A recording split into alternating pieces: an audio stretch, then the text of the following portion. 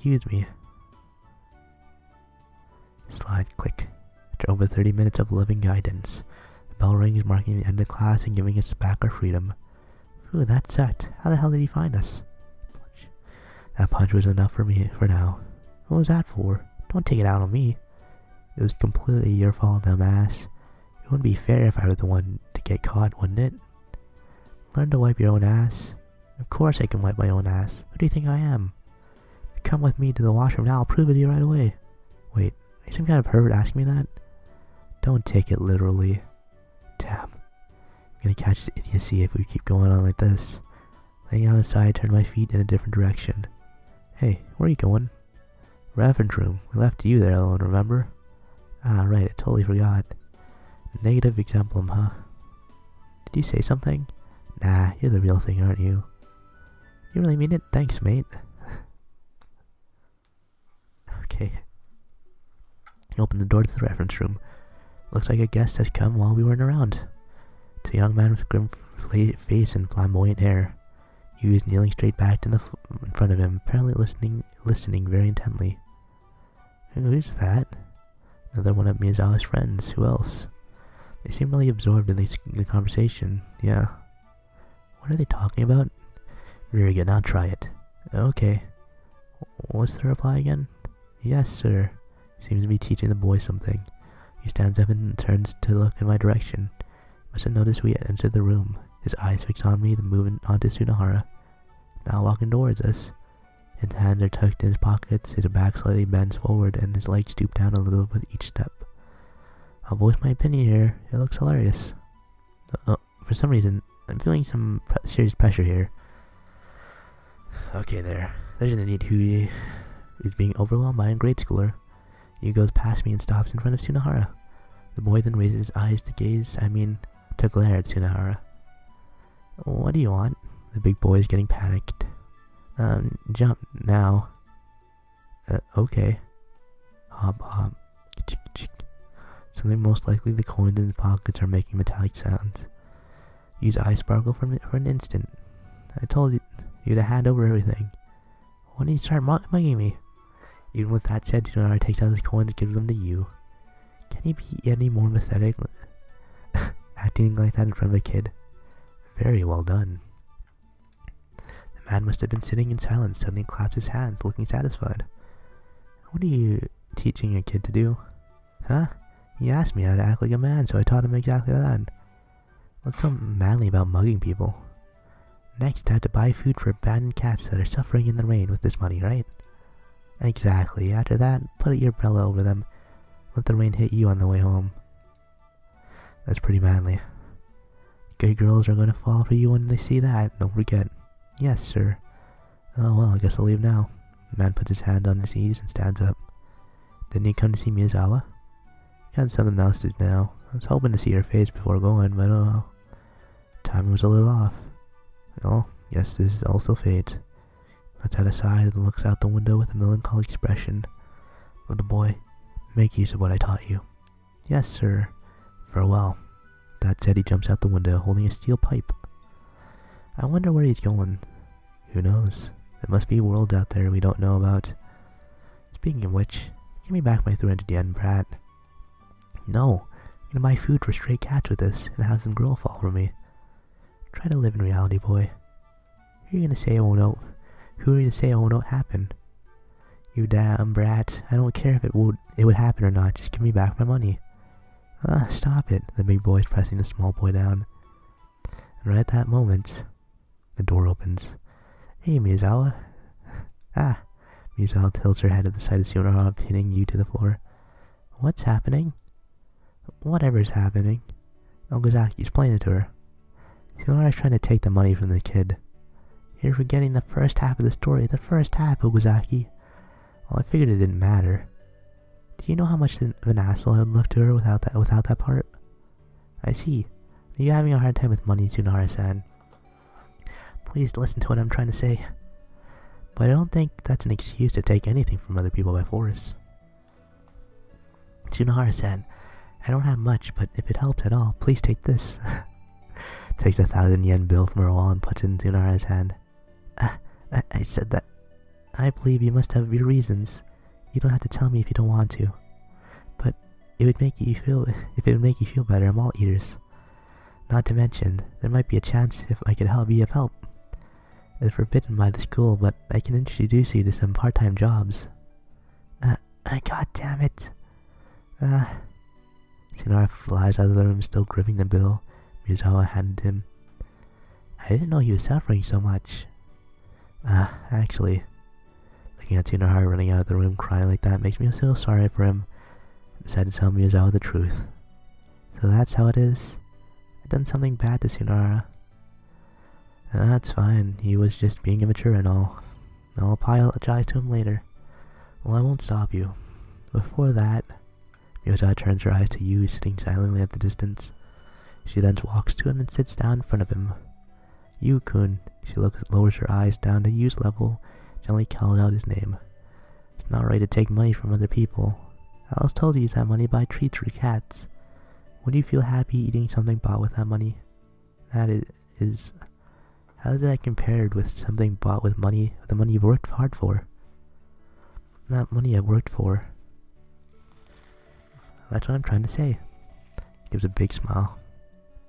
Even if the taste is the same, everyone still prefers things bought with honest money. It's a feeling that are important. No one can feel happy having their money forcibly taken away. You don't want anyone to take anything from you, right, Yu-kun? No. It's the same for everyone. That's why you must do anything to others you wouldn't want done to you. Yes. Still facing down, Yu nods to her. Miyazawa takes the boy's hand in hers and smiles brightly. Then you go find Tsunahara, so we both can apologize to him properly. Yes. That's a basic rule to live by in this world, and I'm sure everyone is sick of hearing about it already. Coming from Miyazawa, even the same words sound unbelievably convincing. Perhaps this may be what she's been up to until now, reminding everyone of things like this that are simple but easy to get. Things anyone can say but rarely even bother to put into action. It isn't meant to change anyone, it's to help them return to how they used to be. With all the sincerity in the world, she looks straight into our eyes. Her words make us remember things that are too obvious to ever truly sink into our mind. It's such a simple thing to do, yet it's so impossible. It's like that. You know, my heart is kind of bigger than normal people, so I don't mind at all. It's a lunch break, and Tsunahara is looking extremely pleased while filling his mouth with food. Seriously, the pilaf, Yukine-chan, make it just over the top. It's like the absolute very best dish there is, you know? It's just simple frozen food, but I'm very happy you think that way. No, the food's all about love. The feeling inside is what makes the pilaf rock. Tsunahara is so excited he keeps shooting rice out of his mouth. You and I are having to enjoy a meal at minimum safe distance from him. Suddenly the boy puts his dish down and stands up. I'm sorry, please have these back. The money I took. The boy takes the 300 yen coins out of his pocket and holds them out to Tsunahara. I'm very sorry. Nah, don't worry about it. I wasn't exactly acting mature back then. Both of us were at fault. Well, just use the money to buy juice or treats for your cats or whatever. Can I really have it? Yep, no prob, haha. Tsunahara is so mature. I didn't expect that from him. To be honest, I thought he would give the poor kid some silly lesson again. Listen, boy, try to become an adult like me. Yes. By the way, Tsunahara, what is it? Your 300 yen generosity is good and all, but make sure you give Miyazawa back her money. She handed you a 1,000 yen bill, didn't she? Ah, yeah, right, that. It's gone. What? I spent it all buying juice to drown my desperation, Yukine-chan. Thanks for the funding. Ah, yes, you're welcome. You, come here for a sec. What is it? Listen up. No matter what you do, don't ever become that kind of person. Huh? Just nod. Okay. Our walk home is dyed red by the setting sun. Yu is following right after Tsunahara. And behind him, Miyazawa and I are walking side by side watching the boys. It's quite an odd arrangement we are walking in. From here they look like siblings. Those two? Yes. Such a tragedy. You think so? With a big brother like that, totally. But I don't think Yukun thinks of it that way, or else he wouldn't be falling behind Tsunahara-san like that. You really think so? Yes. Misawa breaks into a smile. She gazes at them. They really are just like siblings. Gentle light in her eyes gives me the impression she's feeling nostalgic over something. You, Hearing the voice, Tsunahara's feet comes to a halt. At the same time, Yu stops too. In fact, he's taking a step back. We walk up next to them and realize a woman is standing before us. You, why didn't you go to school? What are you doing here? It must be his mother. The boy absent from the school must have gone back to her. Is she your mother? Yes. He nods, still behind Tsunahara. I got a phone call from school. Just what on earth have you been doing? Well, what did you people make my son do? Huh? We? Her focus switches away from you onto us. The woman narrows her eyes, scanning all over her uniform before stopping at Tsunahara's head. Dyeing your hair like that. He's a good kid. He should not hang out around like people like you. He's never been late to class before, and now he's skipping school. I don't know what you people have taught him, but please, don't ever come near him again. We didn't do anything. If anything happens again, I'll go straight to authorities at your school. Bombarded with the mother's accusations, Tsunahara can only stand in silence. You're different from your sister. You have to go to school properly, study, and become a decent person. The way she put it clearly indicates that none of us here are decent people here. That's certainly not something pleasant to hear. We're going home. Come here, hurry. Grabs you hand and forcefully pulls him away. Excuse me, Misawa says as she takes a step forward. What is it? Yukun is a very good boy. At first he came to my place because he was worried about his sister.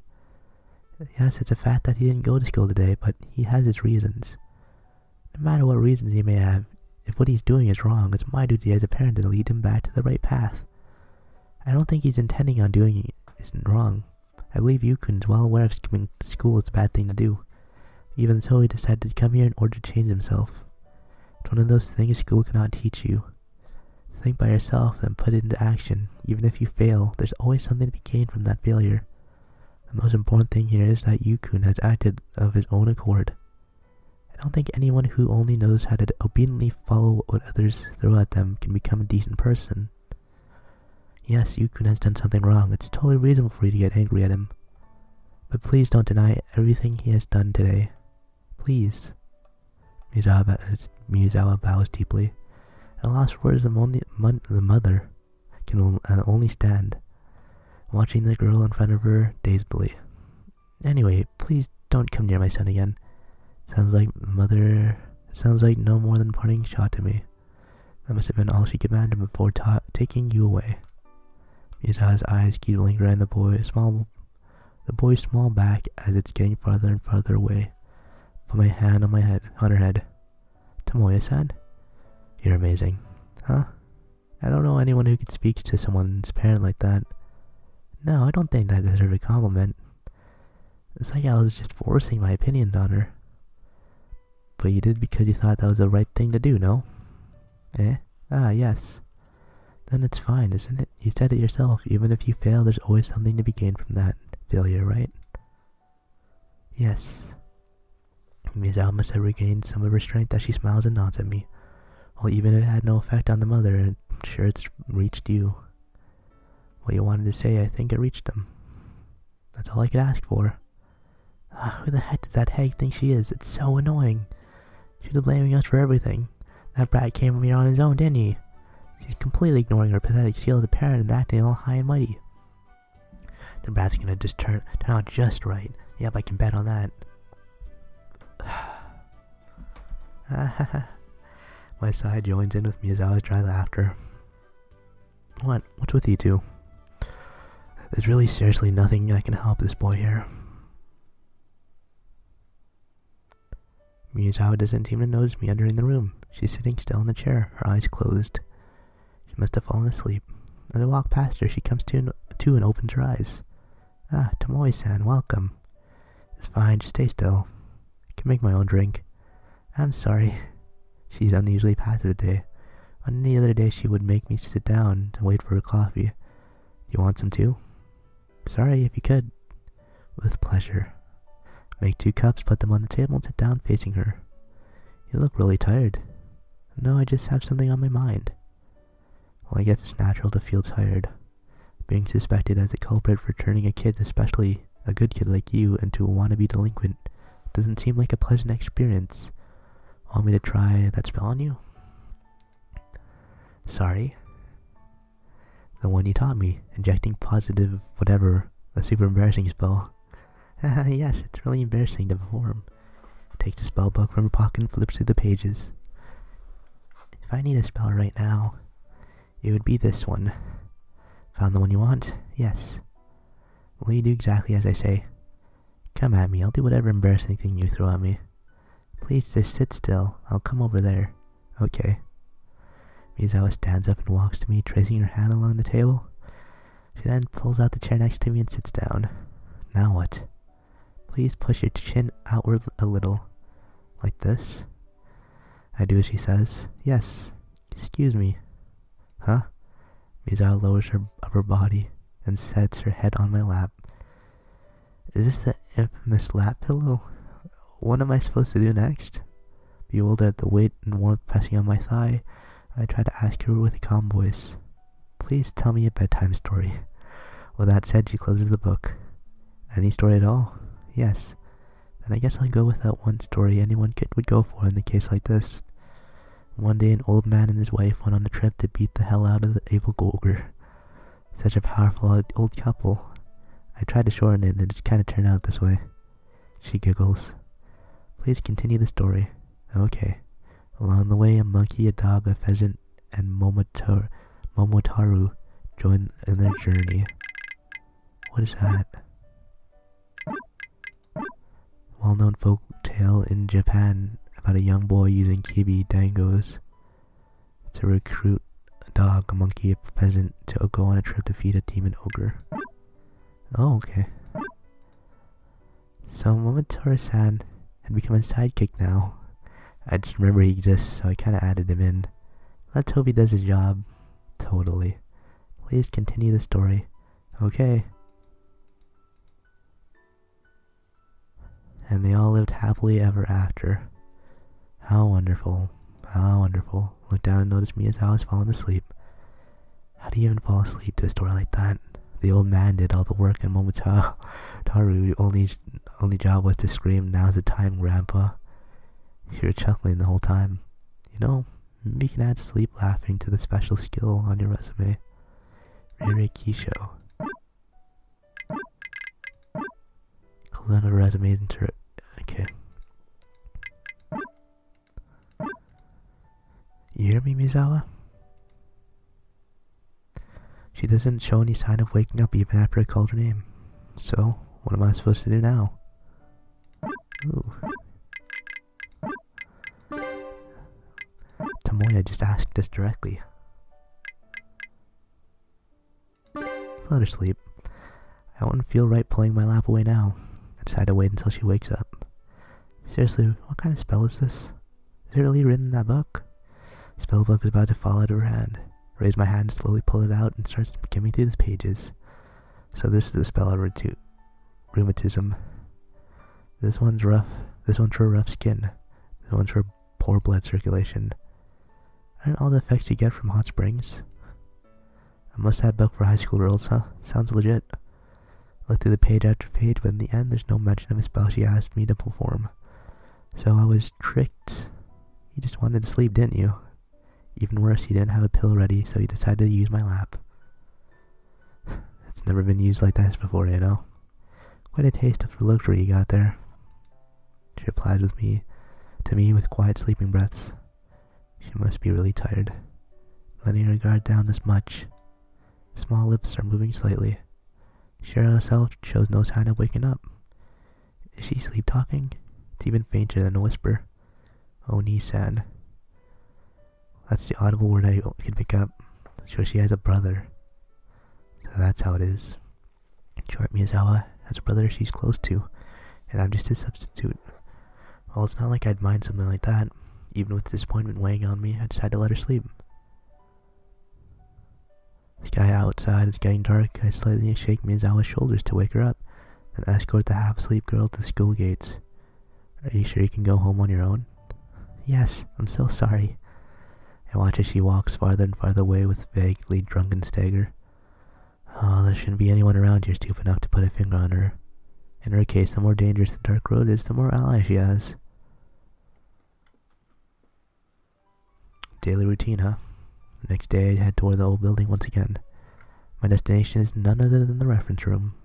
Alfie opened the door. Welcome. There's her smile again, and at the same time it brightened up my eyes. My nose is excited by the piquant smell drifting in the room. From the looks of this place, it's like she's ready to hold a party there. Food in various colors and neatly arranged in dishes laid all over the table. What do we have here? Please let me apologize for yesterday. He bows down deeply. Huh? It seems that I've greatly troubled you. Ah, you sleeping on my lap? Yes, really, I only intended to sleep for a few minutes. I didn't really mind, so raise your head. I'm really sorry. Well, if I had to say it out loud, I was happy, as any man would be. Is that true? Yeah, well sure. And also, I don't like being bowed to. I'm sorry. Make sure that the last time you do it. Right. The smile returned to her face. I had the feeling if I was ever to have a fight with her, it wouldn't last 10 seconds. Actually, even the idea of having a fight with her seems improbable enough. As for today, I want to thank you for letting me sleep on your lap and the story. This feast sure is quite something. I tried my best making it. On top of having her sleep on my lap, now I'm getting to eat this home-cooked food. At least 99 other guys would join in a fight to the death to take my place. Well, in her case, it's very likely she'd just stop them and invite everyone to join in. In the end, that's just like her to treat everyone equally.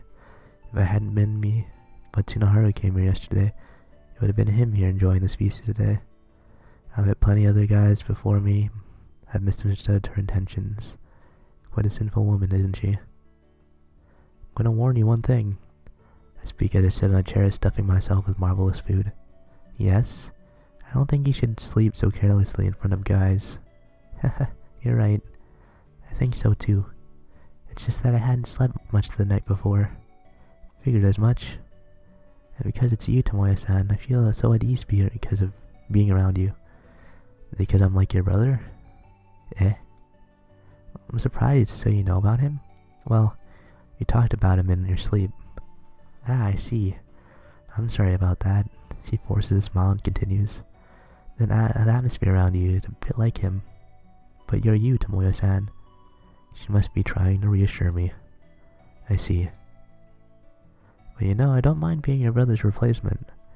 I don't think there's anyone in the school you can show weakness to. No, it's okay, really. You look really tired, you know. Do I really look that tired to you? Don't hold back on me. You can borrow my lap whenever you want. Actually, you know, I really love being pampered, so I'll surely become a burden to you. I'll never think of you as a burden. Are you sure I won't become a burden to you? Face looks like she's trying to fight the temptation. Having so much fun just looking at it. Yeah, if I had to put it into words, I'm happy. Why is that? Shouldn't you be the one to know the answer? It all goes round and round in circles, right? I'm not sure what that means, though. Ah, yes, it's exactly like that. Then please let me take you up on your offer. She hesitantly walks to me step by step. Here she comes, her head resting on my shoulder. My arms are wide open to embrace a small, soft body. Keep on savoring the scent of her silky hair. I wonder what her friend would do to me if they saw the two of us like this. This embrace is literally life-threatening. The thought drifts through my vacant mind. Ha ha ha. She's even close to you only because you resemble her brother. And here I kept thinking there was something going on between you two. Keep dancing, happy little Tsunohara. Well, I do feel happy for you, too. I do feel bad for you. And now it was just me who has a better chance with her. She's not gonna look at you that way with you being the replacement for her brother. figured as much. But intimacy-wise, I still have the upper hand, don't I? Well, of course, you're the Oni-sama. That means your relationship with her totally depends on me. What? Because she'll listen to me if I tell her don't pay attention to that guy. Yep. What's more, I can even make shit up about you. Yep. Oh man, it's gonna be so much fun tomorrow. Excuse me. What? Oni-sama, I'm totally depending on you. He's bowing to me so deeply his forehead is rubbing to the table. Have you no pride as a person? Oh, exactly. Let's go to the reference room. Oopsie. Forgot I had to call you brother-in-law from now on. Stop that. Come on, don't be shy. I'm gonna be in your care from now on. I won't promise anything like that. What are you going to do about lunch? I wouldn't want to trouble her about that, so let's bring something there to eat. Bread?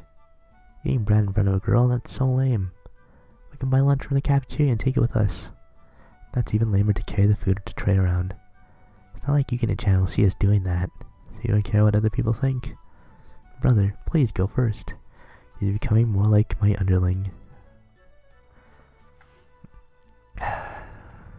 As always, Miyazawa is reading books alone. Yo. Welcome, you two. Getting along well as always, right? Obviously, we're brothers. That's gross. Have you had, you brought your lunches. Did you buy them from the cafeteria? Yep, today's lunch specials. Here's one for you two. Were you an apprentice? Apprentice in a circus somewhere? Judging from the way he's carrying 2 trays full of food while walking around, I'd say he had a potential at least. Sorry for the trouble. Please let me have it. I'm just trying to make up for the trouble my brother's been giving you. Your brother? Turned to look at the wall. It's you. I can see that your skills as a comedy duo are still as good as ever. We're going to keep making you laugh, Yukine-chan. Excellent. Are you ready to bathe in boiling water today, Tsunahara? I'm going to use my verbal skills. How are you going to make anyone laugh doing something recklessly silly tricks without doing something reckless? I'm going to show her my brainy side today. Rattle. Suddenly a familiar sound as someone opening the window puts me on alert. A man wearing a muddy uniform climbs over the window frame and falls rolling into the room. Yukine. Are you there, Yukine? Still facing the floor, the man strains his word to call for her. Yes, I am here. Miyazawa rushes to his side, helps him up. Splutter. You didn't quite get an addition again today. I was betrayed, Yukine. I can't do it anymore. I can't stand up again anymore. Everything will be okay. No matter what happens, please don't give us hope. Yukine. Yes, I'm listening. I'm so glad I met you. Okay. Yukine. Yes? Thank you. Thunk.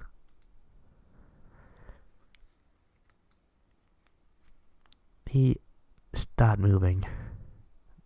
I guess so. Our lunches are getting cold. I guess so. Please remind me this is the reference room, right? I guess so. Lunch break is almost over, right? I guess so. When it's over, we're gonna wake up from this dream, right? I sure hope so. Ding dong. School bell's ringing. Nothing has changed so far. I guess so. Listen, Okazaki. What? I feel more and more like it's gonna lose my sanity. It's okay to lose my sanity now. Yeah, take my share as well. Someone just died! Shut up. You might kick. Tsunahara drops down to the floor. Okazaki. He raises his face to look at me. What? You are the worst thing that's ever happened to me. I feel the same way, Tsunahara. Thunk. Oh no. You've got a casualty on the side as well. Tomoya-san. Yeah, Could you please help me carry him? I don't mind, but is he okay? He just fell asleep from fatigue. Come on, that was way too misleading. Can we bring him to the infirmary? Yes, please. I've already talked to the teacher there. I see. I carry the man to the infirmary, then return to Miyazawa, who's waiting in the corridor.